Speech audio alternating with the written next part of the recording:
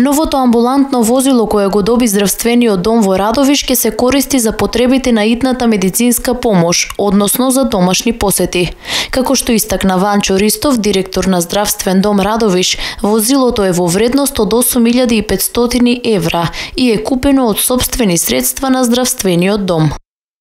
Да напомнам дека возилото што купивме за итната медицинска помош е од сопствени средства, и така како Законот за јавни набавки во тој контекст е позитивен, набавката почна со негативна електронска аукција. Ние имаме предвидено некаде околу 10.500 евра, но морам да признам дека го набавивме за 8.500 евра и тоа е средства се предвидени, овие денови ќе биде платено. Мора да кажеме дека се ослонуваме на сопствени нози, не само на донатори, на приватни фирми и на локалната самоуправа, Фондот за здравство и Министерството за здравство. Ристов истакна дека за потребите на пациентите комплетно ќе се реновира здравствениот дом, чекалните и тоалетите. Освен новото амбулантно возило, набавен е и нов доплер апарат за снимање на болести.